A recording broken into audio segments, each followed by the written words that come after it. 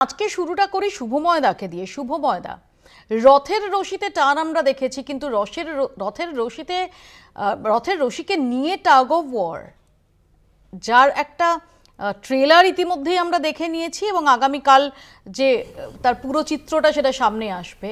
ঠিক এটা কি ফাইনালি দাঁড়িয়ে হিন্দুত্ব ভার্সেস সফট হিন্দুত্ব?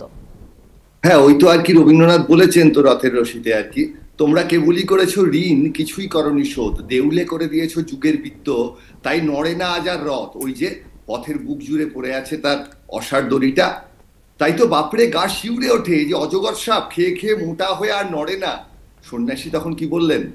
সন্ন্যাসী বললেন, ওই তো রথের দড়ি, যত চলে না ততই জড়ায়, যখন চলে দেয় মুক্তি।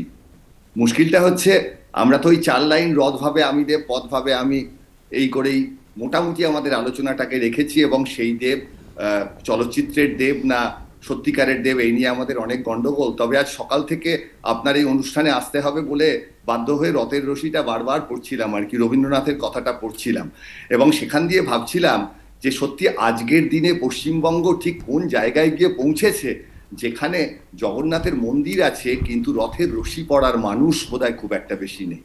আজকে যে জায়গায় যে স্থানে রবীন্দ্রনাথের জন্ম, সেখানে জগন্নাথকে আমরা কিভাবে দেখি?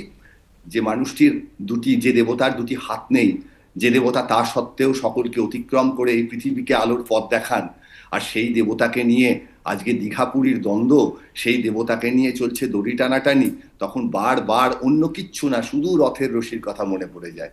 আর এই পশ্চিমবঙ্গের দিকে তাকালে যেটা বোঝা যায় সেটা হচ্ছে সত্যিই তো তৃণমূল কংগ্রেস, তারা মানুষের হাতে লক্ষ্মীর ভান্ডার পৌঁছে দিয়েছেন, নিম্নবিত্ত প্রচুর মানুষের একটা উন্নয়নের জায়গা আছে, তার থেকে তারা প্রচুর ভোট পাচ্ছেন।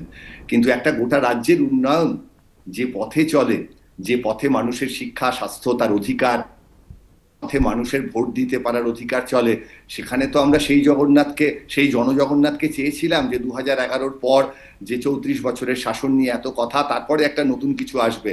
সেখানে আমরা দেখলাম আগে জগন্নাথকে যারা নিয়ন্ত্রণ করতেন, যে শাসক, সেই জগন্নাথের চেয়ে অনেক বড় বেশি জগন্নাথের ভক্ত হয়ে উঠেছেন আজকের তৃণমূল, সিপিএম এর আদর্শ ছাত্র। আর সেখান থেকে তাদের সঙ্গে বিজেপির যে পারস্পরিক সম্পর্ক বা দ্বন্দ্ব, সেই জায়গায় পশ্চিমবঙ্গের রাজনীতিতে সম্পূর্ণ স্থান করে নিয়েছে একেবারে প্রতিযোগিতামূলক সাম্প্রদায়িকতা।